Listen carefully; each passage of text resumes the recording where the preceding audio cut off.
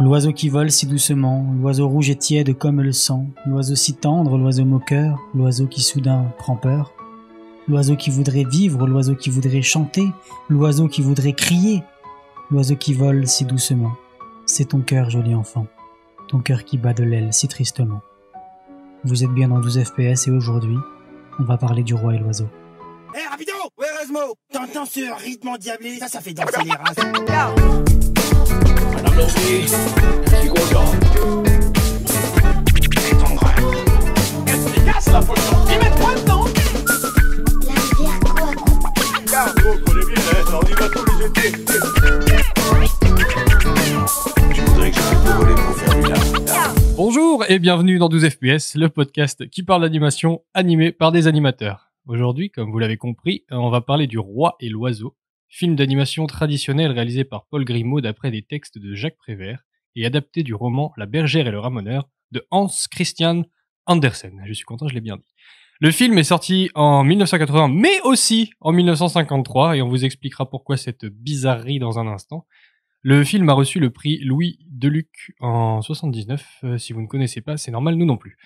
Au doublage, on retrouve Jean Martin, Jean Martin, c'est une seule personne, hein.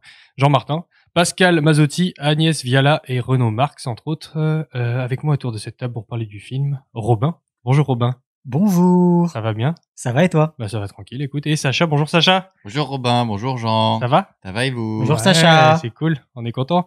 Alors, avant que de nous commencions, quelques erratums. Mais attends, il faut pas que je m'écoute? Je suis bourré. Erratum numéro 1, la BD Astérix, dont on n'arrivait pas à trouver le nom dans l'épisode précédent, c'était La Rose et le Glaive, avec la professeure qui vient remplacer Assurance Touriste. Ah, c'est une prof. Oui, c'est une prof qui Et s'appelle... maintenant que tu le dis, j'ai la couverture en tête Tu vois avec la rose et la... Et voilà. le glaive, du coup. Et en fait, Exactement. deuxième erratum, j'avais dit que les femmes chassaient les hommes du village. Non, c'est les hommes qui partent d'eux-mêmes. C'est ça, ouais. Parce qu'ils sont pas contents. Ok. Voilà. Deuxième erratum, et là c'est toute la prod de Micros Paris qui va devoir s'excuser. La lait est la femelle du sanglier et non le petit. Le petit s'appelle le marcassin. Hein? Pourquoi tu me regardes comme ça? Non, je sais pas. C'est pas moi qui ai appelé la Voilà, scène comme donc ça. on fait nos excuses à toute la communauté sanglière qui nous a pointé notre erreur sur les réseaux sociaux. Désolé. Et enfin, la nuit américaine, on s'est pas planté, mais une petite précision, on a parlé de filtre bleu, ce qui est vrai, mais il y a surtout un filtre polarisant qui est utilisé devant l'objectif pour réduire l'exposition et donc rendre l'image plus sombre. C'est ça. Et bien, on va pouvoir résumer le film. Sacha, est-ce que tu veux résumer le film? C'est pas une proposition, hein, en fait. Ah, d'accord. C'est Tu une peux question Tu rhétorique. peux garder tes yeux écarquillés et nous regarder. Il va quand même falloir que tu résumes le film. Ok, j'étais pas prêt à celle-là. Merci d'avoir prévenu. Ouais, y a pas de problème. Alors, le roi et l'oiseau. J'ai le droit de résumer avec des spoils ou avec... Ah oui. Ouais, bah, spoil away, on s'en fout. Le film est un peu vieux quand Ok, même. oui, c'est pas faux. Si vous l'avez pas vu. Ah, qu'est-ce que vous foutez là? Bref, le résumé du film. Eh bien, dans le royaume de Tachycardie, un oiseau farceur et philosophe aide un ramoneur et une bergère à s'enfuir du royaume alors qu'ils sont poursuivis par le méchant roi. Charles 5 et 3 font 8 et 8 font 16. Et aussi, accessoirement, renverse le règne du roi. Et voilà. Bah oui, c'est un très bon résumé. Ça, franchement pas mal. Alors le nom du roi, je t'attendais au tournant. Hein. Ah ouais, mais Le 5 et 3 non. font 8 et 8 font 16, j'ai j'étais vu là. tellement de fois ce film. que Ouais, ça- ok. Eh ben, on va vous demander rapidement votre avis sur le film. Bonjour tout le monde, vous avez aimé le spectacle? Robin, qu'est-ce que t'as pensé de ce film? Alors, moi, la première fois que j'ai vu le film, je crois que j'étais dans le début de l'adolescence, genre 13-14 ans, et je me souviens que ça avait vraiment été une super expérience.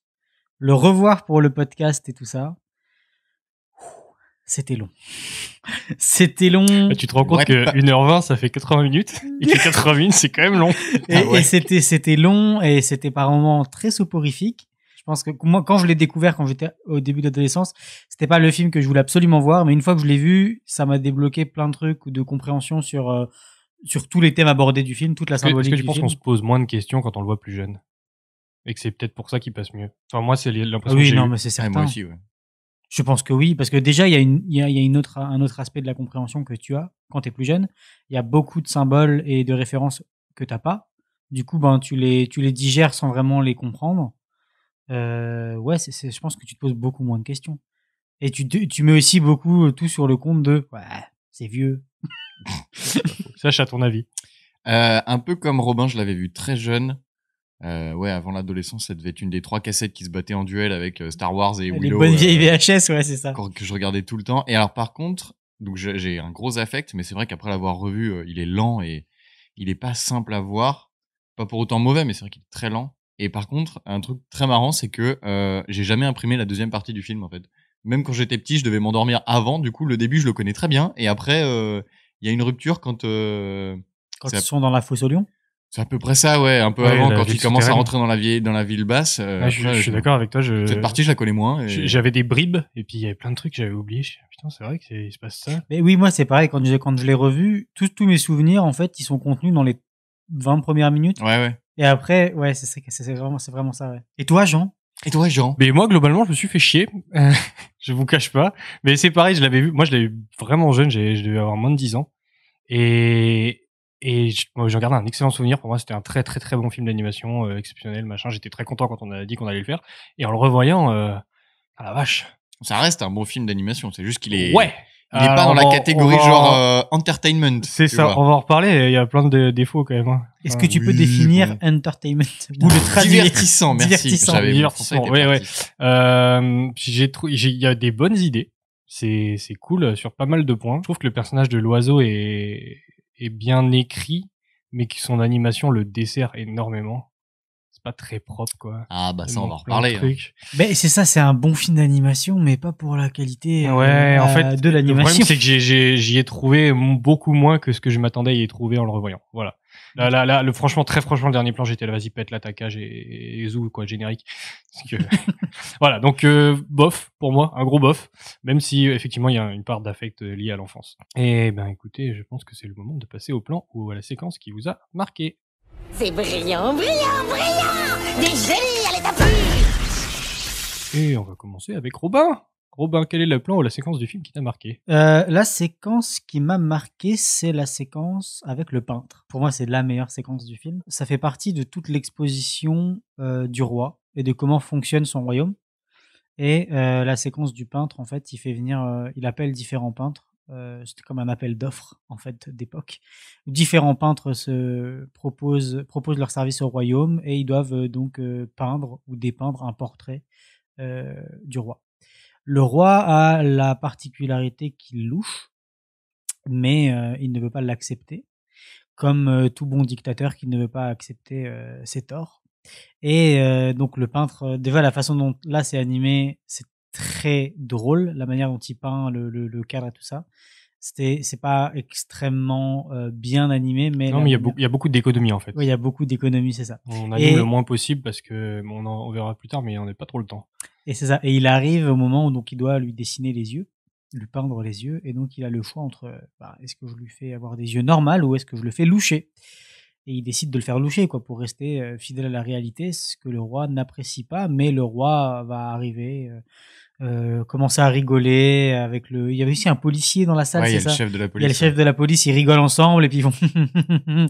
Et après, bye bye, quoi. Et en fait, il a plein de boutons et de cordes tout le temps à disposition qui ouvrent des trappes n'importe où dans le château qui permettent de tuer ou de se débarrasser de n'importe quoi. Et en fait, juste après cette séquence, enfin juste après ce moment-là, il arrive dans un couloir et donc il fait tomber le peintre dans une trappe et il y a la perruque du peintre qui reste au sol. Et si tu regardes sur le couloir, tout le long du mur, t'as tous les tableaux qui ont été faits par d'autres peintres avant. Et genre, c'est un mur infini, hein. Le gars, c'est un serial killer. Ouais, oui, et il a un gros complexe narcissique. Oui, c'est ça. Clairement. Et voilà, moi c'est une séquence qui m'a beaucoup plu de par la musique, de par la mise en scène et de par l'économie d'animation qui rend ce côté comique à la création de la peinture, et après qui permet en fait de juste en quelques plans, décrire comment ça se passe dans le royaume et de bien faire comprendre que c'est un régime despotique et tyrannique de la part du roi. T'as toutes les séquences avant qui te montrent un peu ça aussi, avec la séquence de tir et tout. Mais c'est vrai que ça les arrive les autres sont plus humoristiques. Oui, Celle-là est un côté vachement moins drôle quand même. C'est moins drôle. Mais ça arrive vite dans le film en plus. Ça arrive, c'est les 15 premières minutes. Ouais, c'est ça. C'est vraiment l'introduction et c'est la mise en place. C'est la fin de l'introduction, en fait, du personnage. Et c'est là où juste après, on va commencer l'histoire. Et ça fait une bonne intro. Et c'est la première fois que tu vois quelqu'un se faire jeter à la trappe aussi, je crois, le peintre. Oui, effectivement. Mais oui, c'est la première fois que tu vois ce ressort scénaristique qui est utilisé. Ouais. Mais écoutez, c'est une bonne séquence. On va vous en passer un extrait.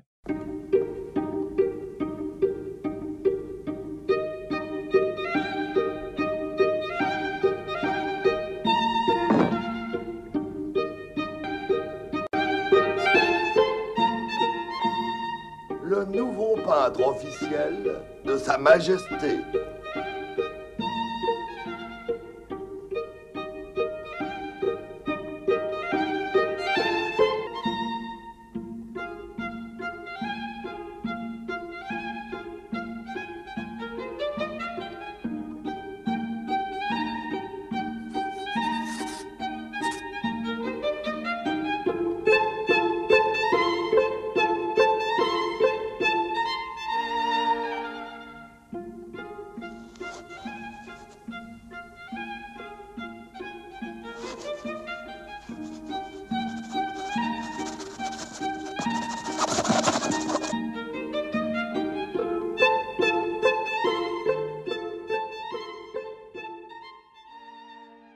Comme vous l'entendez dans l'extrait, il n'y a pas beaucoup de dialogue. Il n'y a pas du tout de dialogue. En fait, ça arrive dans plein de scènes du film où il y a quasiment que de la musique. Sacha, tu voulais revenir un peu sur le peintre ? Ouais, là, tu parlais du couloir après dans lequel le peintre succombe aux oubliettes. Et c'est marrant, sur le mur dont tu parlais, de tous les tableaux qu'il y a, mais aussi tout au long du film, il y a énormément de références artistiques à l'histoire de l'art en général. Je crois qu'un des premiers tableaux que tu vois dans ce couloir, c'est genre un Picasso du Oui, mais roi. il y en a plein, même dans sa chambre et tout. Énormément, On va en reparler plus tard, mais pour rebondir sur ce que j'en ai dit au niveau du son, c'est un gros problème pour moi pour le film. C'est que c'est très vide en fait au niveau du son, au niveau de l'habillage sonore, au niveau des dialogues. Et en fait, il y a très peu, déjà dans les dialogues, il y a très peu de spatialisation du son. Donc tous les sons et les dialogues sont au même niveau et du coup, on n'a pas cette notion de distance ou d'être proche en fait. Et en fait, ça tue la suspension d'incrédulité. La suspension d'incrédulité, c'est l'opération mentale que le lecteur ou spectateur d'une œuvre de fiction accepte le temps de sa consommation de mettre de côté son scepticisme. En gros, c'est que tu acceptes que malgré ce qui se passe à l'écran, même si c'est pas réaliste, tu l'acceptes parce que ça fait partie du film et ça fait partie d'une œuvre. Voilà. Et exemple, Harry Potter, vous acceptez qu'il y ait de la magie. Même si ça n'existe pas, vous acceptez que T'as pas le droit de dire ça. Ça fasse pas. T'as pas reçu ta lettre? T'es triste? Je l'attends. Donc, vous acceptez qu'il y ait de la magie et que ça fait partie de l'univers et que ça existe dans cet univers-là. Voilà, mais voilà, là, on parle d'un film live qui n'a pas le même problème qu'un film d'animation. Quand on fait un film d'animation, comme il y a vraiment aucun enregistrement de son et qu'on part vraiment de zéro, on doit redoubler d'efforts justement pour faire croire que nos personnages sont ancrés dans un décor, ancrés dans un univers. On verra pourquoi il manque pas mal de son, mais il y a aussi le fait que le film soit vieux. Oui, c'est ça, bien sûr. Ça aide pas. Et même les bruitages qu'on a, ils sont un peu cheap, quoi. Ils sont vraiment pas. Ouais, et puis ils sont pas synchronisés quoi. avec l'image. La plupart du temps. Je sais pas si l'âge joue vraiment un rôle important. Et non, parce que ce soit un film muet, parce que si tu prends les mêmes films les mêmes productions de la même époque, Blanche-Neige qui était déjà sorti, il y avait beaucoup plus de dialogue. C'était juste un parti d'avoir fait quelque chose de avec les mêmes moyens. Non, mais même dans les trucs un peu avec moins de moyens, si tu vas en Belgique, les longs métrages de Tintin, il y avait déjà beaucoup plus de travail au niveau du son, de l'environnement et tout ça. Qui était déjà sorti. Sûrement un parti donc de faire un film aussi silencieux. Peut-être un parti pris. Oui. Peut-être juste pour définir que le royaume est vide en fait, parce que personne veut habiter dans le royaume de pas d'argent. Tatsiki. C'est pas faux. Quant à moi, le plan la séquence qui m'a marqué, c'est c'est juste après celle-là en fait, le roi va se coucher dans ses appartements et il y a sa peinture toutes les peintures en fait de son appartement vont se mettre à s'animer et à prendre vie. Et c'est là qu'on fait la rencontre du bergère et de la ramoneur. Ouais. Qu'est-ce que j'ai dit? De la bergère et du bergère, ouais. Du bergère et de la ramoneur. Waouh! Et de la ramoneur. Pas mal. Donc de la bergère et du ramoneur qui sont à la base les personnages principaux du film, et qui vont s'échapper parce qu'ils sont amoureux, le roi est amoureux de la bergère. Et la vieille statue qui dit mais oui, les rois épousent tout le temps les bergères, c'est écrit. Moi je l'ai regardé avec des sous-titres espagnols, ce film, me demandez pas pourquoi, et c'est super passionnant. J'étais plus passionné par les sous-titres. Et ouais, et du coup en fait il se passe tout un truc où la bergère, le ramoneur s'échappe. Il casse la statue, ça fait un boucan pas possible, et ça réveille le roi qui dort. Qui a rien entendu de tout ça, qui dormait profondément, ça la réveille. Et à ce moment-là, en fait, il y a son double qui lui était tombé dans un autre tableau. Ouais. Il ressort de l'eau qu'il y a dans le tableau, complètement trempé, complètement hagard, les yeux fous. Et alors lui, il louche pas. C'est ça qui est intéressant, sa peinture ne louche pas. C'est la seule peinture qui ne louche pas. C'est la seule peinture qui ne louche pas, qui est réussie, entre guillemets. Qui a vraiment ce truc de duel entre le roi et son double maléfique, entre guillemets. Sachant que lui est déjà maléfique, mais son double est pire. Mais quand il ressort du tableau, il y a vraiment une référence à un dictateur. La coiffure qu'il a, on dirait Hitler. Ah ouais, on dirait clairement Hitler. Et c'est vraiment cette référence-là qu'il a, et il fait vraiment flipper. Flipper de ouf. Donc le roi panique, il appelle la police, et son double, en fait, va l'usurper, en fait, juste avant que la police arrive. Il le fait tomber dans une des trappes, justement. Et moi, ça m'a foutu des frissons, parce que ça m'a fait penser à Us de Jordan Peele. Oui. Et alors moi, il me hante, ce film, depuis que je l'ai vu. La rencontre avec le double maléfique, ouais, efficace à ce moment-là. Et je vois, c'est vraiment un des moments qui m'a un peu sorti de la demi-torpeur dans laquelle j'étais en regardant le film, où j'étais là. Ah bah dis donc, c'est pas mal du tout, ça. Mais ça fait peur, là. Et ce qui est génial, c'est que la police arrive et qu'il retrouve un roi qui ne louche pas, et plus petit. Et les gars se rendent compte de rien. Aucun problème avec ça, donc voilà. Et d'ailleurs, dans la séquence, quand il appelle la police, le petit ressort comique et humoristique, c'est que la police utilise une rampe d'accès d'urgence, comme les pompiers. Mais à l'envers. Et ils rebondissent sur leurs fesses. Ils rebondissent sur leurs fesses et ça les projette vers le haut, c'est ça. Très drôle. D'ailleurs, c'est vachement bien animé, cette partie-là. Comme ça, c'est très inégal, en fait. Bah, comme la séquence dont je parlais avant, avec le peintre, lorsque il sort et qu'il balance la perruque au chien. Alors, il y a un petit chien dans le film qui est super mignon, qui est extrêmement bien animé tout le long du film. Et il y a toute une scène où il joue en shootant dans la perruque pour que le chien aille chercher la perruque, avec la cape et tout. Et là, c'est extrêmement bien animé, très fluide, avec la perspective et tout. À contrario, avec d'autres plans. Justement, les séquences d'avant, où quand il est en train de peindre, tous les timings sont even, donc tous les timings sont les mêmes. Ça, les images sont. Est-ce qu'on peut, parce que ça peut être un point intéressant. Est-ce qu'on peut expliquer comment en 2D, parce que là, alors déjà, qu'est-ce qu'on entend, parce que c'est le premier film qu'on fait en 2D traditionnel. Qu'est-ce qu'on entend par là? Qui veut se lancer dans une définition? Attends, les timings, on l'a défini, ça a été défini dans des épisodes précédents, ou on le laisse passer comme ça? Non, timing, on va le définir, on l'a pas défini. Ouais, d'accord. Le timing, c'est le temps que ça prend pour une action d'aller à un point A à un point B. Allez. C'est le temps qui est entre deux images. Oui, voilà. C'est le temps que tu vas mettre entre deux images. Oui. Donc, mettons qu'un personnage bouge un bras, j'en sais rien. Et ben, s'il le bouge de A à B en 12 images, par exemple, ça, c'est le timing, 12 images. Ça peut être en 24 images, ça peut être en 5 images, ça peut être en 3 images.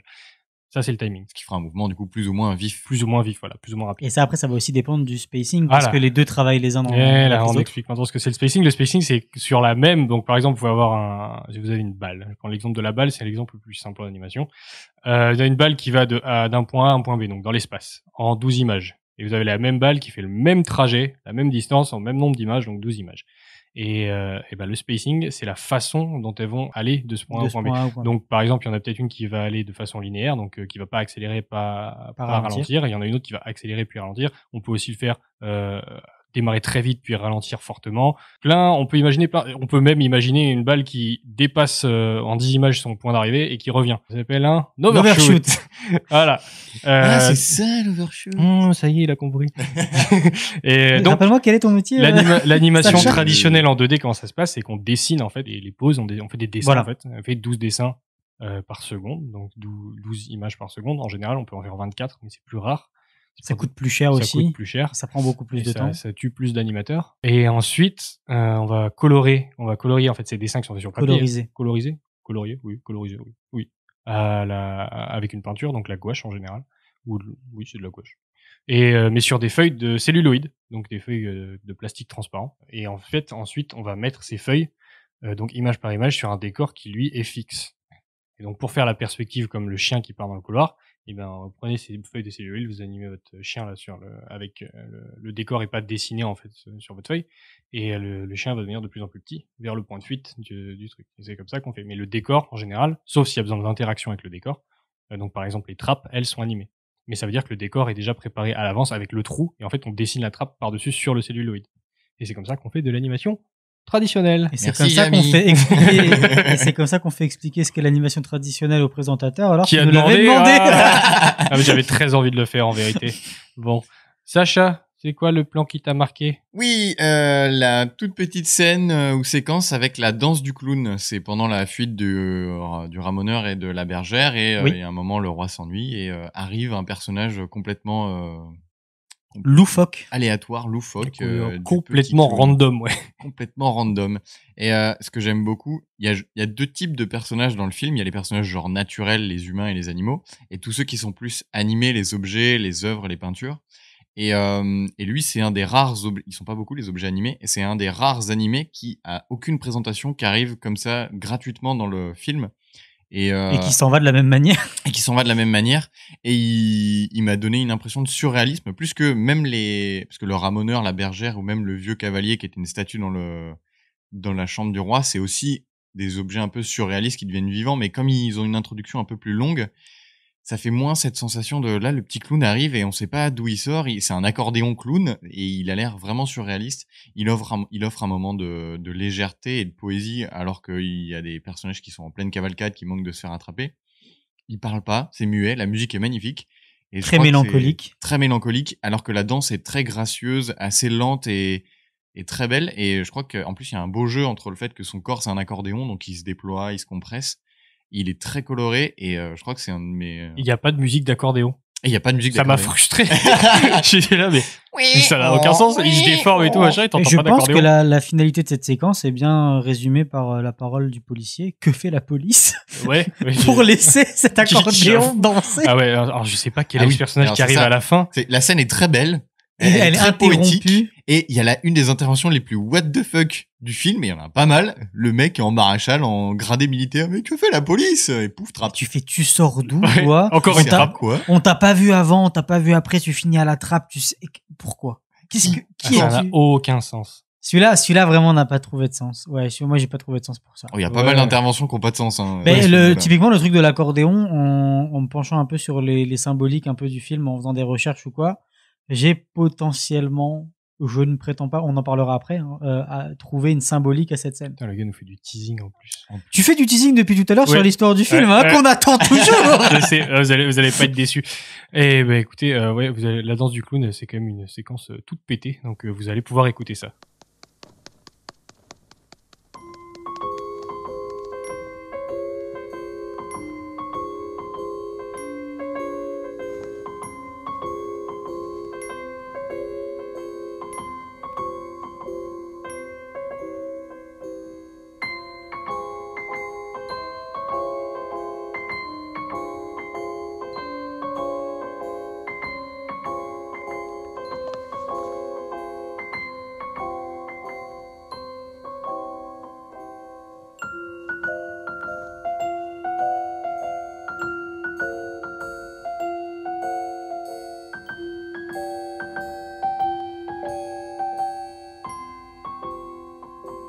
Mais enfin, que fait la police? On devrait la retrouver, cette petite bergère. Et c'est le moment du point spécial à aborder. Alors, gros Nébulix, qu'est-ce quoi? C'est quoi que tu nous prépares là, copain? Et Sacha, c'est toi qui vas commencer, tu vas nous parler de l'oiseau. Oui, je crois que c'est mon personnage préféré dans le film et j'ai appris pas mal de trucs en travaillant ce podcast. Ce matin. Non, Il y a une heure. Dans le métro. Dans le métro, yes. Alors, le Professionnel personnage ici à de 12 FPS. L'oiseau. Alors, je sais pas dans le cadre l'écriture du film par rapport au conte, juste dans le cadre de la production du film.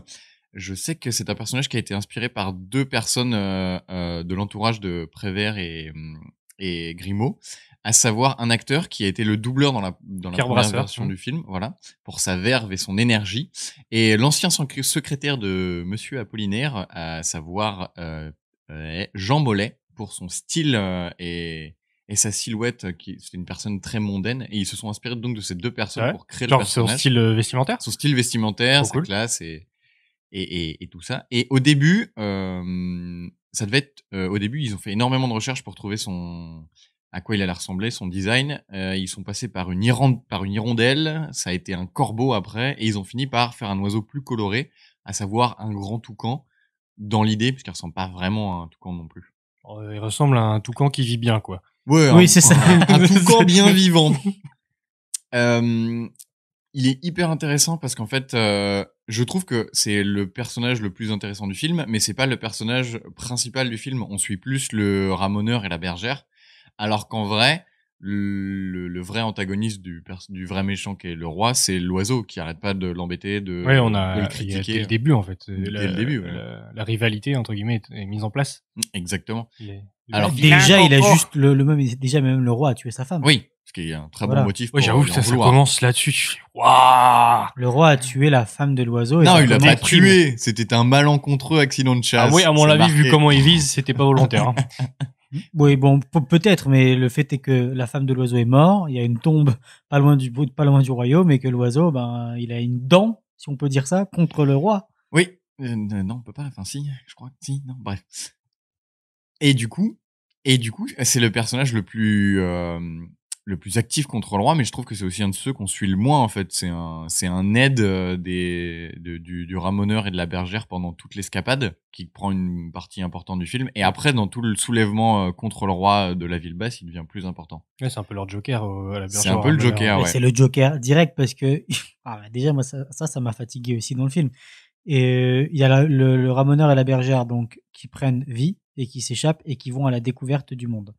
Ils rencontrent l'oiseau et il leur dit: dès que vous avez besoin de moi, vous Ouais. appelez l'oiseau.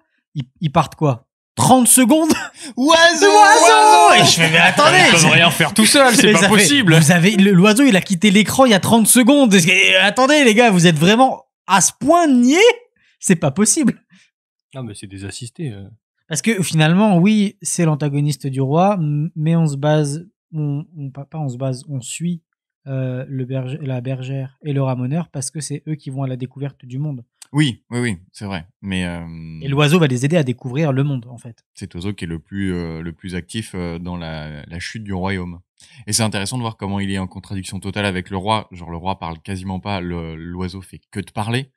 Le roi est hyper distingué, hyper classe dans ses mouvements, très retenu, alors que l'oiseau, il gigote dans tous les sens. Il a des grands mouvements d'ailes et il est plus bariolé que le roi qui a des couleurs, mais c'est pas le même genre de Je dirais couleurs. pas que le roi, il est en retenue, il est plus maniéré. Ouais, maniéré. Alors que l'oiseau fait beaucoup plus populaire et simple et bon vivant.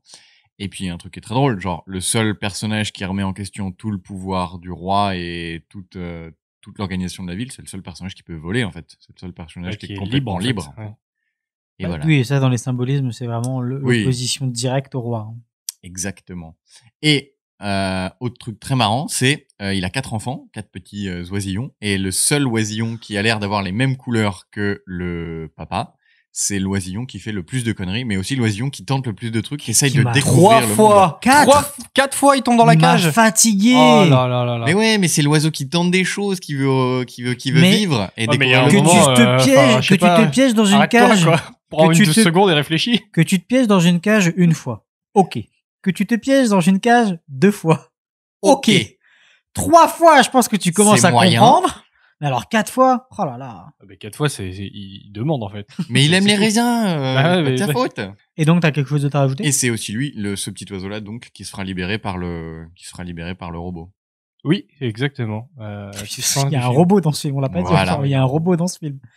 Oui, on va y venir, Voilà. Je suis sympathique. Et du coup, alors oui, et autre anecdote. Donc il y a eu une première version, tu vas nous en parler, Jean, Mhm. j'imagine. Et le problème, c'est que le doubleur initial, donc Pierre Brasseur, qui faisait le personnage de l'oiseau qui l'avait inspiré, est décédé en entre-temps. 1961. Et il a fallu trouver un nouveau doubleur pour l'oiseau, et ça a été très compliqué de trouver quelqu'un qui avait autant de verve et d'énergie. Et j'ai son nom, mais j'ai pas ma note sous le nez, mais je vais vous le donner dans 2 secondes. Et on Je a crois trouvé que c'est Renaud Marx ou je me Jean Martin. Jean Martin, bah, c'était Voilà. le premier alors.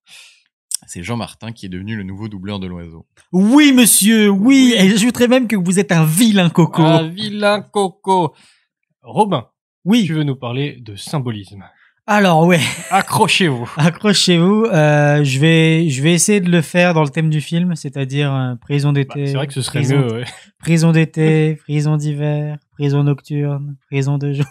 Ça, c'est une référence au roi qui monte l'ascenseur et qui Oh là décrit là. les différentes étapes de son royaume. Donc, C'est drôle. non, le film est blindé à ras-bord, ça déborde de symbolisme dans tous les sens. Pour une seule et bonne raison, c'est que Grimaud, donc l'animateur et réalisateur du film avec Prévert, ne voulait pas avoir un film trop linéaire et trop didactique, à contrario avec Disney, dont il exècre tout son travail. Hein. Il va vraiment tout faire pour aller contre ce que Disney a fait. Du coup, du symbolisme, il y en a vraiment à toutes les échelles. Déjà, sachant, peut-être on en parlera un petit peu plus tard après, sur juste les œuvres d'art qu'il y a dans tout le royaume. Ah ouais. Il y en a un paquet, Tout le donc film. moi j'ai pas toutes les références d'histoire de l'art pour tout comprendre. Mais il y en a vraiment un paquet avec Picasso, toutes les architectures, alors, pas les architectures, les sculptures qui font extrêmement penser à Napoléon. Les architectures aussi. Oui, les architectures aussi, toutes les sculptures qui font penser extrêmement à Napoléon, le franquisme. T'as beaucoup de trucs qui sont très proches des grandes dictatures du Moyen-Orient ou des dictatures de l'URSS à l'époque. C'est un film aussi qui est encore sous le joug de. C'est un film qui sort de la guerre. Donc c'est juste après la Deuxième Guerre mondiale. Donc il y a aussi tout un contexte géopolitique très pesant dans le film. Et donc il y a quelques trucs qui sont dans ça c'est juste pour l'univers dans lequel on évolue. C'est blindé à ras-bord pour chaque image, chaque dessin, chaque couleur de référence à l'histoire de l'art. Maintenant plus dans l'animation et plus dans la façon dont les personnages bougent. Déjà comme on le disait, le roi c'est le symbole de l'oppression et de la tyrannie et l'oiseau c'est le symbole de la liberté et l'expression du voyage qui incite la bergère et le ramoneur à aller à la découverte du monde et tout ça. Et donc c'est vraiment un film qui parle de la lutte contre la dictature, la lutte contre l'oppression, et ça c'est au sortir de la guerre. Donc c'est vraiment un truc qui leur colle encore à la peau avec ce qui s'est passé pendant la Deuxième Guerre mondiale. Et ça prouve aussi à la fin, donc vu la réaction en chaîne qui se passe à la fin, et donc l'effondrement du royaume sur lui-même et son affaissement, que le seul... Pardon ? Et la fuite des gens, et la fuite des gens, il y a des plans sur la fuite des gens. Que le seul résultat des régimes totalitaires, en fait, c'est la destruction de leur entreprise. Et c'est vraiment à chaque fois une mise en abîme de ce qui s'est toujours passé quand les gens ils ont voulu essayer d'avoir un pouvoir dictatorial sur un peuple. Des trucs un peu plus drôles, un peu plus parsemés dans le film. Il y a un moment donc au début du film, il y a une séquence où en fait le roi prend un ascenseur et on découvre tous ses quartiers à travers le royaume. Et en fait, juste déjà cette séquence de l'ascenseur, en fait, ça montre juste la dureté du régime parce qu'il y a un département pour absolument chaque chose, avec comme je disais, prison d'été, prison d'hiver, prison de printemps, prison automne-hiver. Il y a un ministère de la guerre et ainsi de suite. Et à un moment, il s'arrête à un endroit, l'ascenseur il ralentit, le roi dit moi je vais pas m'arrêter là, et l'ascenseur reprend. Et donc il y a une accélération dans l'ascenseur et la couronne du roi tombe en fait sur sa tête. Ça veut dire elle reste pas sur sa tête. Et donc là moi j'y ai vu un symbole qu'en fait il est juste pas de taille à porter le pouvoir en fait. À un moment il y a son trône qui se transforme en voiture télécommandée. En voiture, en auto-tamponneuse, voilà. Oui. Symbole que, en fait, il joue avec son pouvoir. Oui, en fait, il joue avec le royaume. Il y a aussi le côté dans l'ascenseur. Là, donc l'ascenseur, il monte en ligne droite tout le temps avec une espèce de tige en dessous. Et à un moment, il doit changer de ligne en fait verticale. Il y a une espèce de bras mécanique qui l'attrape et qui le repose sur une autre ligne. Et ça se fait de façon hyper fluide en fait, comme si rien ne devait perturber le roi en fait.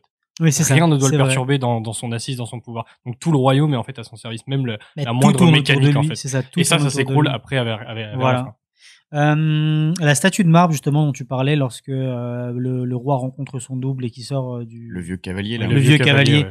Mais ça pour moi c'est vraiment un attachement aux traditions, un symbolisme de l'attachement aux traditions puisqu'il c'est un guerrier en plus. C'est un guerrier, ça typiquement c'est une sculpture qui fait grandement penser aux sculptures de Napoléon ou aux peintures avec Napoléon. Et l'oisillon pris au piège dont on a parlé plus tôt là qui se fait bloquer 4 fois, c'est pour moi une symbolique des enfants en fait qui sont toujours les premières victimes dans ce genre de régime en fait. Après j'ai trouvé sur internet en baladant que Grimaud sur le film à sa sortie avait dit je suis content d'avoir fait Le Roi et l'Oiseau parce que ce qu'il raconte est salutaire pour tout le monde et le sera encore pendant des années. Ce n'est pas un film à message mais il parle de la façon dont le monde vit depuis un temps et où il a l'air de s'engager de plus en plus. Il avait une très bonne vision du futur et tout ça. Après, l'univers, donc c'est un royaume qui est extrêmement labyrinthique. Et donc, en fait, comme on disait, donc il y a 2 villes. Il y a le royaume qui est au-dessus, en l'air, et il y a la ville basse. Et donc, le royaume, le château, écrase la ville basse. Et là, il y a vraiment un contraste graphique au niveau des 2 personnages et au niveau donc des 2 villes. Graphiquement, tous les persos qui sont dans la ville basse, déjà, ils voient pas le jour. Ils sont enterrés sous le château.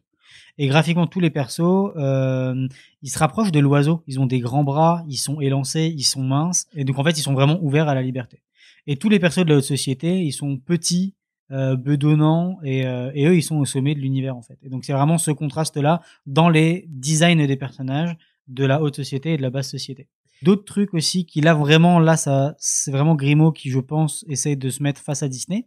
Parce qu'il y a une petite histoire aussi que tu nous raconteras peut-être après de la création du film avec ce qui s'est passé avec Disney. Ce tease de ton point, on n'arrête pas d'y revenir. C'est super intéressant, mais en gros, oui.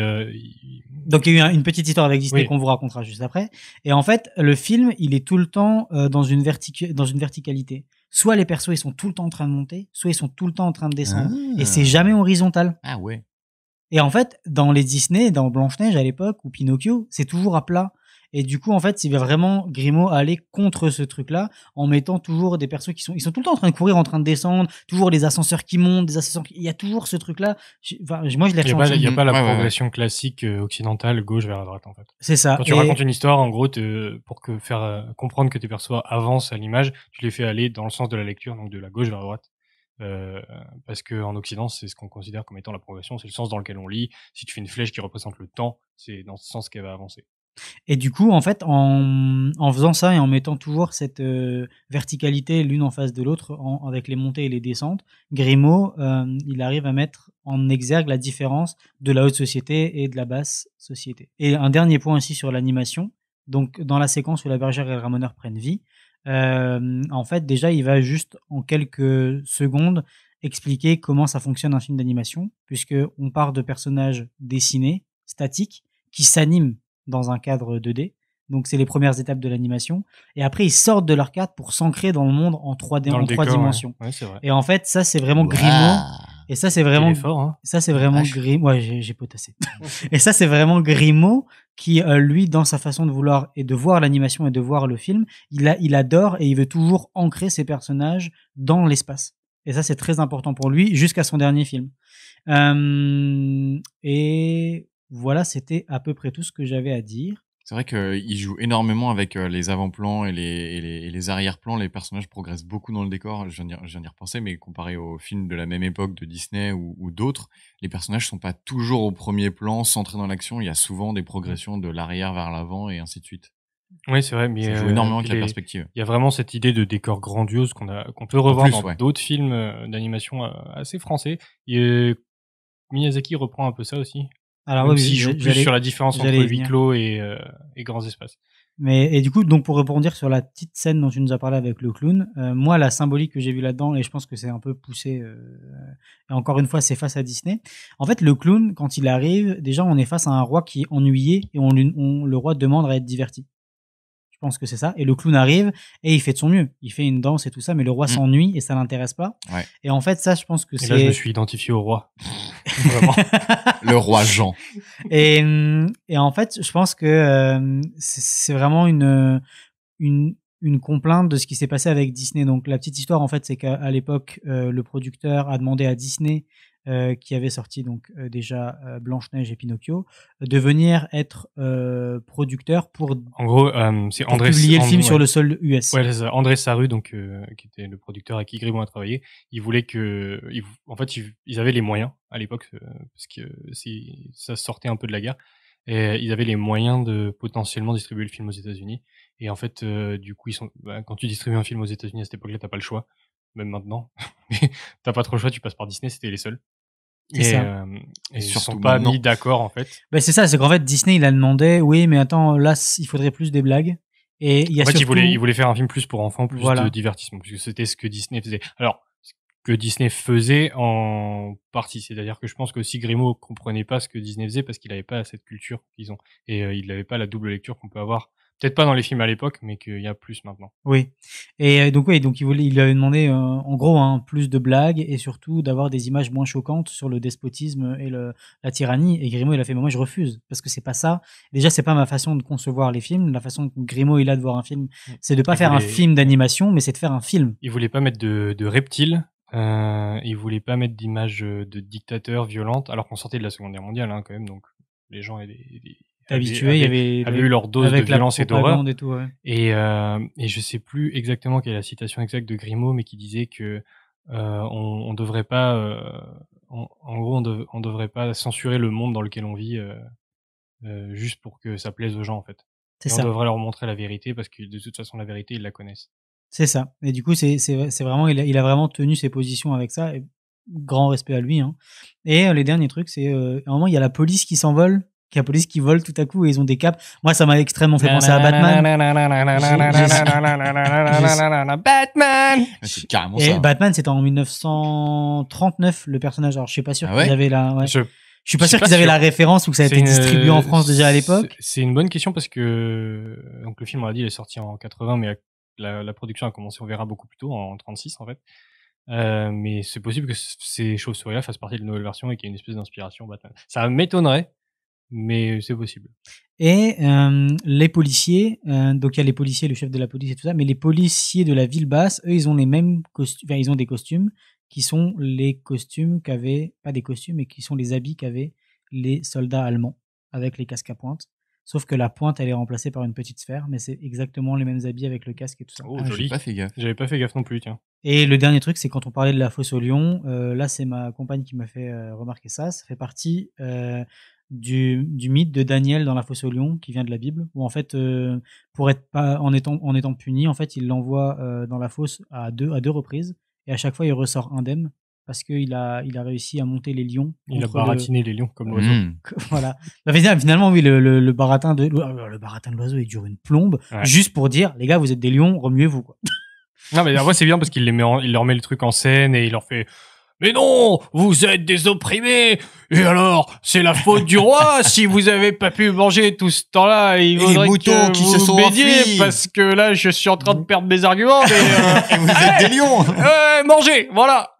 Mais pas mon voilà, copain. voilà un peu tout ce que j'avais à dire sur le symbolisme. Je sais pas s'il y a des trucs que vous aviez vus. Je viens d'en avoir une qui vient de popper, mais le royaume, tu le vois une ou deux fois de loin, et c'est enfin, je suis en train de me dire la tour de Babel, en fait, c'est une grande tour qui s'élève vers le ciel bah oui. et qui se fait se détruire. Un peu, et ouais, c'est un peu stylé. où personne n'arrive à se comprendre, personne n'arrive à se parler. Et là, c'est un peu illustré par la censure. Personne n'a le droit de parler dans ce royaume. Mm. Je sais pas si on peut Au pousser niveau ça très loin. symbolique, j'aime bien le personnage de l'aveugle qui joue de la musique. Là. Un des meilleurs personnages, Il parce est que lui, cool, c'est hein. un personnage qui est dans la ville basse, il est aveugle. Il est aveugle. Et donc, lui- mais c'est le seul qui est plein d'espoir en fait. C'est ça.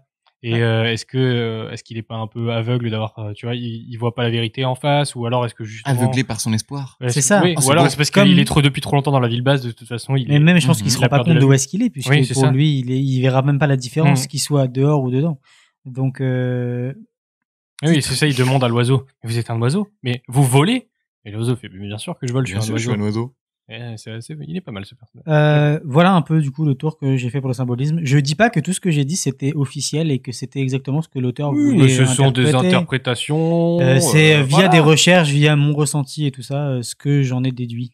Et oui, je pense que tu as raison parce que il y a une portée philosophique dans ce film, et puis tu trouves un peu ce que tu veux y trouver aussi. Bon, et je vais vous parler de la production du film, puisque le teasing La est terminé. fameuse. La fameuse. Enfin. D'ailleurs, Ah. c'est intéressant. Alors, ce qui est intéressant avec ce film, moi j'ai pas trouvé le film très intéressant. En revanche, la façon dont il a été fabriqué, produit et toute l'histoire qu'il y a autour de ce film est assez intéressante.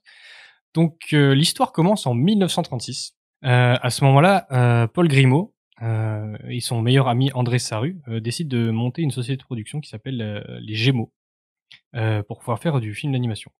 D'accord. Donc Grimaud il fait beaucoup de films d'animation, il fait beaucoup de courts-métrages, et Sarru c'est le producteur, c'est vraiment lui qui dirige la compagnie. Donc l'idée de Grimaud, tu l'as dit Robin, c'est de s'éloigner de Disney en fait, puisque à l'époque la seule référence, et ceux qui commencent à se faire connaître, mais donc Blanche-Neige sortira en 1937, mais on sait déjà que Disney devient un truc impressionnant. C'est Disney, et lui il veut s'éloigner de ça, s'éloigner du film divertissant pour enfants et proposer des films pour tous les publics avec des réflexions, des allégories et donc une portée philosophique comme on l'a vu. J'ai un prof de cinématographie qui nous disait, juste vite fait, que on pouvait différencier ces deux cinémas d'animation par la volonté du mouvement divertissant en Amérique et la volonté du sens profond en Europe. C'est exactement ça. Et du coup, en fait, ces deux styles, et ça marche aussi partout, mais en animation, qui sont influencés, puisque il y a des films plus tard en Europe qui ont été plus divertissants, et inversement, les films, notamment Disney et Pixar, ont gagné des sous-couches de sens en fait au fur et à mesure, donc ont été influencés par les films qui ont été faits en Europe. En 1945, on a la première idée du Roi et l'Oiseau. Donc le film est sorti en 1980, je vous le rappelle. Donc c'est pour vous dire à quel point ça a été long. Est-ce que c'est pas le plus long film d'animation à avoir été réalisé ? On va en revenir. On va revenir là-dessus. Et oui, effectivement, en Europe en tout cas, ce serait le plus long. On sait pas parce qu'il y a peut-être des infos qu'on n'a pas sur d'autres films ailleurs, mais en Europe, ce serait le plus long. Et donc première idée du Roi et l'Oiseau, donc ils veulent adapter le roman d'Andersen, qui s'appelle La Bergère et le Ramoneur. Alors petite anecdote, c'est drôle, ils ont hésité à adapter La Reine des Neiges, qui est aussi un roman d'Andersen.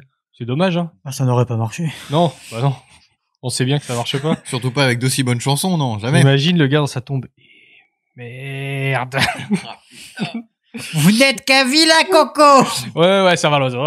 La prochaine fois, on fait La Reine des Neiges. Donc du coup, les Gémeaux, ils veulent donc la société de production veulent faire le premier, ce qui serait à l'époque le premier long métrage d'animation français. Il y en a pas. Ils veulent l'hégémonie. Exactement. Putain, pas mal. Oh là là. Propre. Donc, à cette époque-là, donc au moment où il commence en 36, la seule référence c'est Blanche-Neige. Donc après il y a Pinocchio, Fantasia qui sortent avant la guerre. Et pendant la guerre, Disney fait quasiment rien. C'est-à-dire qu'ils font beaucoup de courts-métrages de propagande. Ils font du court-métrage de propagande, du moyen-métrage de propagande. Et à ce moment-là, au début ça se passe bien, bonne ambiance. Ils ont beaucoup de budget. Ils ont 1,7 million de francs à l'époque, ce qui est pas mal.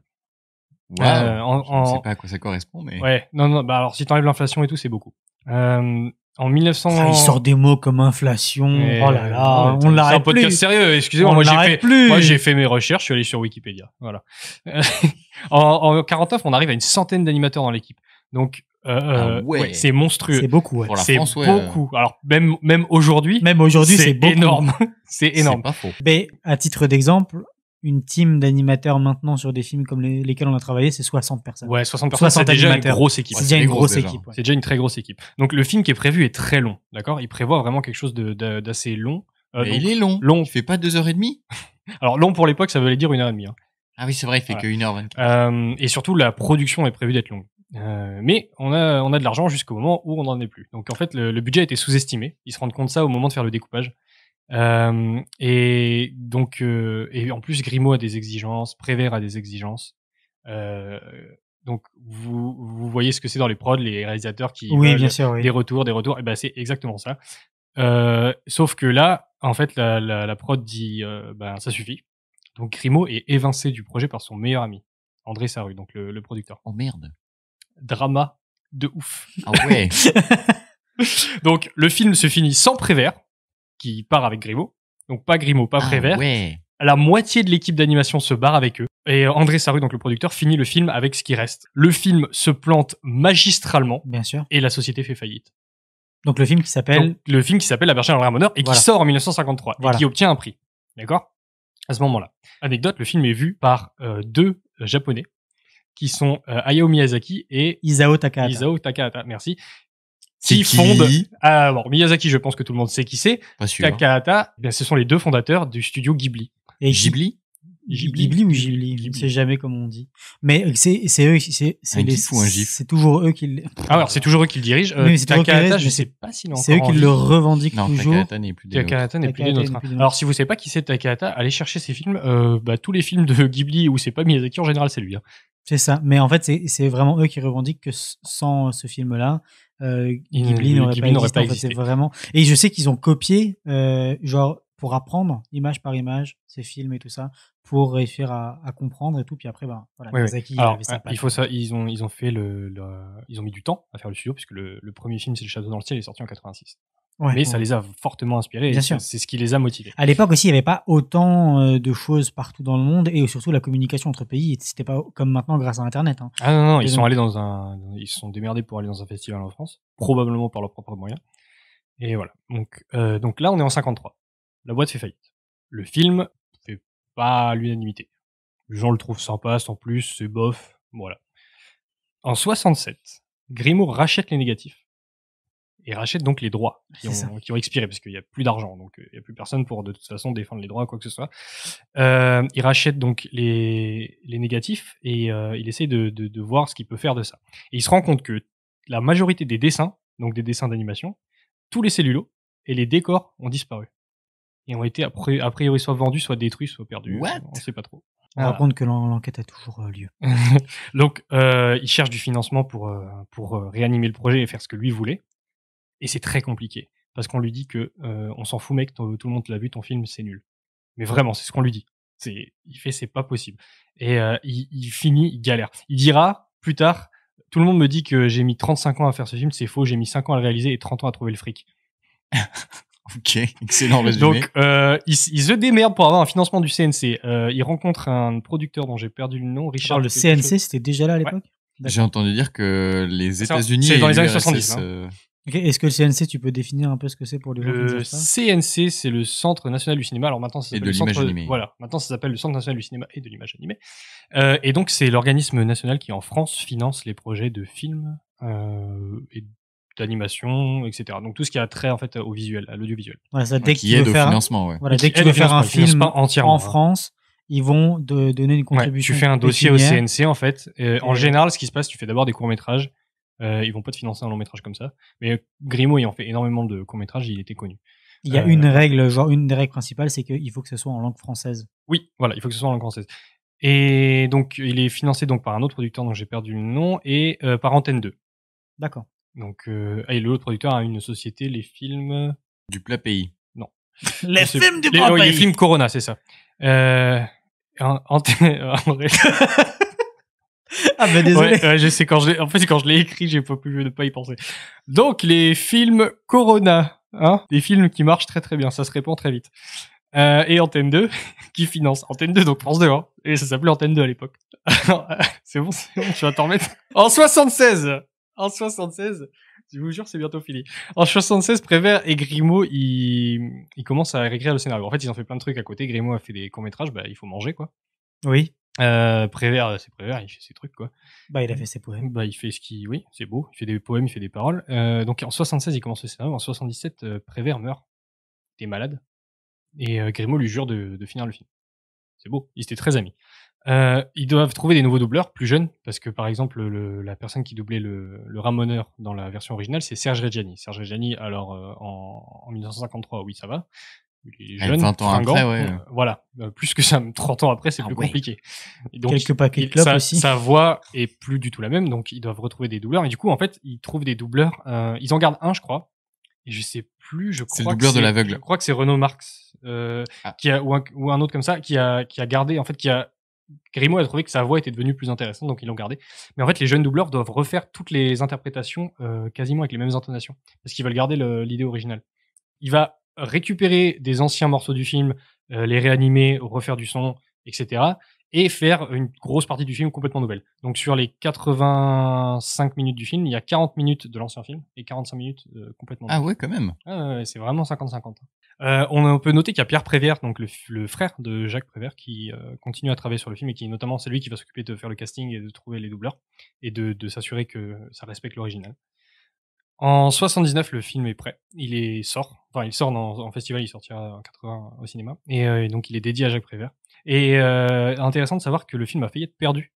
Parce que la pellicule était mal conservée, avait été détruite et a été restaurée en fait entre 2001 et 2003. Ça a pris 2 ans, un travail de Studio Canal d'ailleurs. Mais restaurée 2 fois, hein. Il y a 2 restaurations. Elle a été restaurée une première fois pour sauver la pellicule, donc par des procédés photochimiques. Donc je ne sais pas du tout comment ça fonctionne. Des procédés photochimiques. Des procédés photochimiques. Oui. Ok. C'est bon. Mais c'est comme ça que ça l'annonce avant que tu regardes le film quand vous la regardez. Ouais, non, c'est vrai. Mais alors je sais pas comment ils font. Ils doivent avoir des techniques incroyables. Avec de la photo et de la chimie, sûrement. Exactement, avec beaucoup de produits. Ils ont réussi à sauver la pellicule et en fait à faire une version numérique. Et en 2013, il y a une version HD en fait, haute défation, qui a été refaite à partir de ça. C'est celle-là que j'ai regardé moi. C'est ça. C'est celle-là que j'ai pas vue moi. Moi j'ai vu la version de 2003. Bah, elle est en HD, mais elle est toujours en 4 tiers. Hein. Ah oui, moi j'avais pas la version HD. Hein.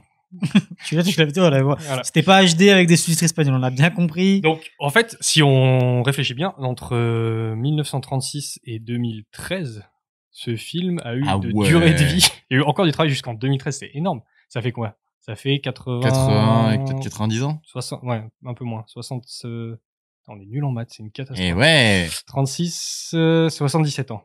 Ah ouais, quand même. Bah non, mais c'est vraiment, non, 87 ans. Oui. 87 ans. Oui. Putain, la vache. Je suis bon en maths, faut me croire. Ok. Voilà. C'est vraiment qu'on lui voue un amour à ce film parce qu'on en a besoin. Il est important dans l'histoire de la France. Les gens, en fait, c'est un film historiquement qui est très important, effectivement. Parce qu'il a inspiré énormément de choses. C'est un peu un incontournable de l'animation. Mais je suis d'accord. Je suis d'accord, c'est un incontournable. Tu vois, moi, le revoir, ça m'a fait chier parce que c'est compliqué à voir, mais c'est quand même quelque chose à voir. Il a vieilli. Mais quand tu veux être animateur ou que tu veux travailler dans l'animation, t'es obligé de le voir, en fait. Regarde-le, oui, Ouais. bien sûr. C'est comme t'as pas vu Akira. Bon. C'est compliqué, ouais. Comme T'as pas vu Merlin l'Enchanteur. T'as pas vu Bernard c'est et chaud, Bianca. hein, c'est vrai, c'est chaud, c'est c'est compliqué, chaud. hein, c'est chaud. Ouais, Est-ce que vous avez quelque chose à ajouter? Le point des œuvres d'art. Ah oui, Juste vas-y, vite fait, oui. Il y en a énormément dans tout le film. Et en plus, il y a toutes les peintures du roi, des parodies de grandes peintures dans lesquelles on a incorporé la figure du roi. Dans toutes les décors, l'architecture aussi. Il y a plein de petits clins d'œil beaucoup plus subtils, genre la dernière pose du robot, du géant dont personne n'a parlé, c'est le penseur de Rodin. Toute la ville basse, genre des clins d'œil incroyables à tout l'expressionnisme allemand, ce courant du cinéma avec des formes géométriques noir et blanc intenses. D'ailleurs, il y a des personnages qui me faisaient flipper et qui m'ont encore mis mal à l'aise maintenant. Des personnages qui les policiers là, cachés sous l'escalier là. Oh là là. J'étais pas bien. Effrayant. Alors en plus, ça n'a aucun sens. Il est caché derrière eux. Il les laisse passer. D'accord. Non, il sert à rien. Il sert à rien. Et c'est pareil. Il y en a plein qui les voient passer, qui les arrêtent pas. C'est des espions. Et au moment où ils se font arrêter, tu comprends rien. Parce que ils sont là, puis paf, ils sont en prison. Oui. Ok. Oui. Il y a ça. C'est comme ça, monsieur. Il y a beaucoup de références dans tous les décors et l'architecture. Moi, ça m'avait énormément fait penser à toutes les premières œuvres de la Renaissance qui travaillaient l'architecture ou toutes les représentations un peu plus moyenâgeuses. Il y a beaucoup d'inspiration avec des grands décors assez vides. Ouais. Et qui sont soutenus par le son finalement. Oui. Et après le mariage entre le roi et la bergère, on dirait toutes les peintures de sacrement de roi. Mais alors il y a un côté Louis XIV. Il y a énormément de références artistiques. Extrêmement flippant. La bergère. Alors là, clairement, c'est pas une référence, hein, mais lorsqu'elle est dans sa robe de mariée, le maquillage et tout. La taille. T'as vu la taille de sa taille justement. Oui. Mais on dirait Frodon lorsqu'il s'est fait piquer par l'araignée. Son visage, elle a un teint tout pâle. Ils ont tout pompé sur Peter Jackson. Ouais, c'est scandaleux, ça, franchement, c'est un scandale. Je m'attendais à tout sauf à ça. Non, moi, c'est vraiment. Et même le prêtre qui les marie, il est sale. Il fait flipper. Gollum? Ok, bon, je ferai plus de référence à Peter Jackson, tu bien compris. Non, mais c'est intéressant, ça. Est-ce que c'est tout? Et, écoutez, on va pouvoir passer à la conclusion.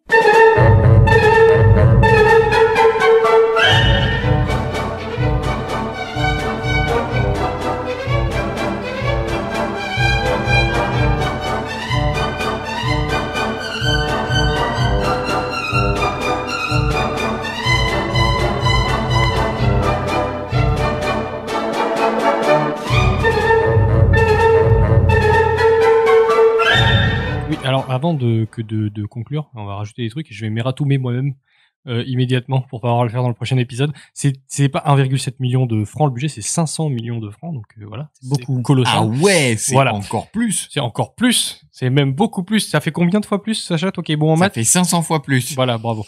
À peu près. Et non, par contre, c'est 1,7 million de personnes qui sont allées le voir en salle à la sortie. Qui est beaucoup pour l'époque. Ah ouais. C'est énorme.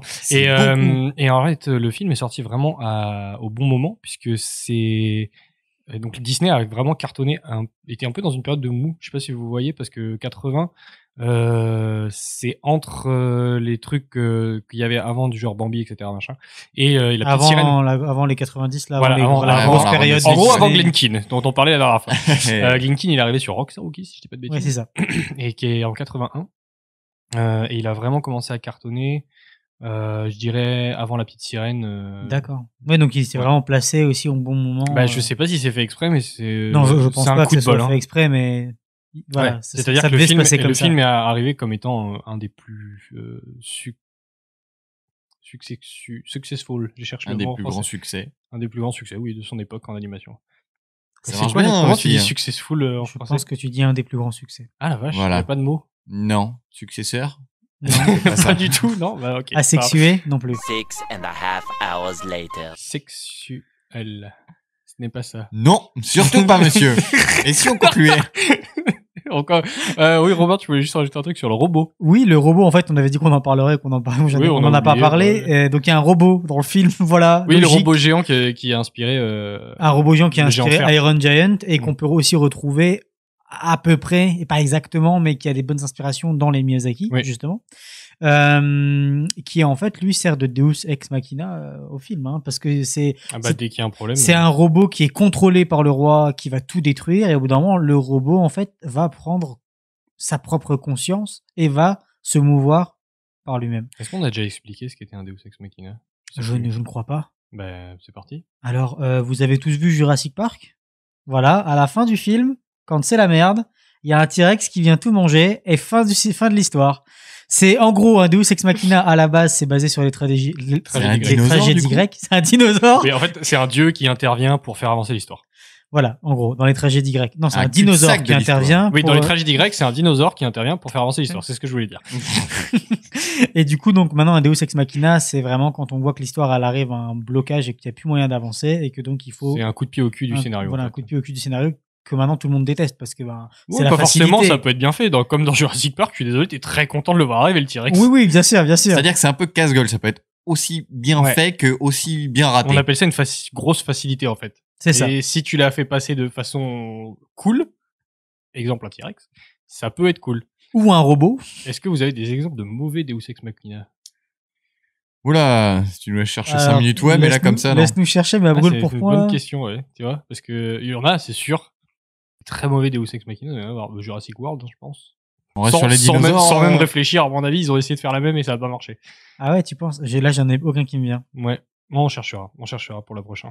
On mettra ça quelque part. C'est le moment des recommandations. Avant que je vous libère, qu'est-ce que c'est, que quoi, vos recommandations, Sacha?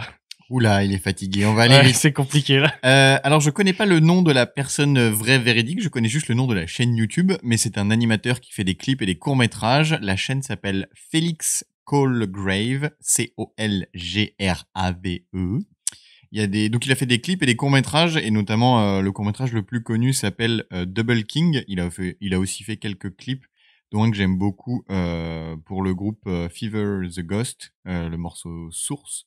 Et c'est de l'animation extrêmement colorée, complètement barrée, avec des personnages au design parfois limite glauque, effrayant, mais c'est toujours très joyeux et ça saute dans tous les sens, et avec des idées complètement tirées par les cheveux de mise en scène et de possibilités graphiques. C'est très. C'est très. Ok. Robin, quelle est ta recommandation? Ma recommandation est la suivante. Je mets un petit effet. C'est un film d'animation aussi qui va traiter, pareil, du despotisme et du pouvoir mis en place et donc le peuple qui souffre de tout ça. Ce film s'appelle Persepolis. C'est un grand oui. Voilà. C'est dirigé par Marjane Satrapi Qui est aussi et auteur Vincent. de la BD. Voilà, qui est aussi autrice de la BD ou auteur.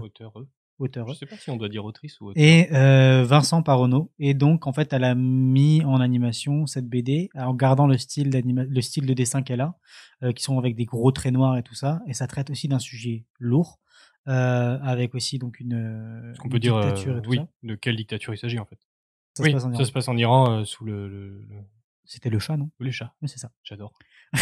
ça fait pas trop dictateur. Oui, mais donc, et toute son enfance, parce qu'elle a vécu en fait. Toute son enfance en Iran, sous la dictature du chat. Voilà.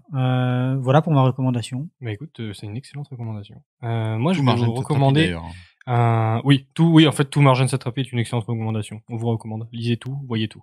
Voilà. C'est tout. Eh ben, c'était tout. Non, moi, ça va être un film d'animation français également, qui est très peu connu, en fait, je me rends compte en vous en parlant, que vous connaissez pas du tout. Il s'appelle Le Château des Singes. C'est sorti en 1999. Le quoi? Le Château des Singes. C'est sorti en 99. C'est de Jean-François Laguioni. Oh, Laguioni. Ah, ok. Et c'est un très beau film. C'est plus léger que Le Roi et l'Oiseau. Il y a une bande originale d'Alexandre Desplat, donc c'est plutôt cool. Et ça parle de deux espèces de singes en fait, qui sont les singes du haut, qui sont les Wanko, et les singes du bas, qui sont les Lanko. Voilà. Et en fait, les singes du haut, On dirait des noms de bonbons de ont Charlie peur à des chocolat. singes du bas et inversement. Mais en fait, ils ne savent rien les uns des autres. Donc les singes du haut, on leur apprend, ils vivent dans les arbres, et on leur apprend mais ils ont une société, etc. Ils vont à l'école, et on leur apprend que s'ils tombent, ils vont se faire dévorer par les monstres du bas. Et en fait, il y a un jeune singe qui tombe un jour et qui découvre en fait le monde du bas et ce qui est vraiment le monde du bas. Et c'est passionnant. Ils ont créé tout un univers en fait de ça, avec un personnage extrêmement charismatique du roi des singes, du roi des Lanko en bas. Et c'est super cool, je vous le recommande fortement. Et ben écoutez, c'était tout pour nous. On a parlé donc du Roi et l'Oiseau, c'était la fin de ce podcast. Merci de nous avoir écoutés. Et n'oubliez pas, allez voir des films D'animation. Bisous.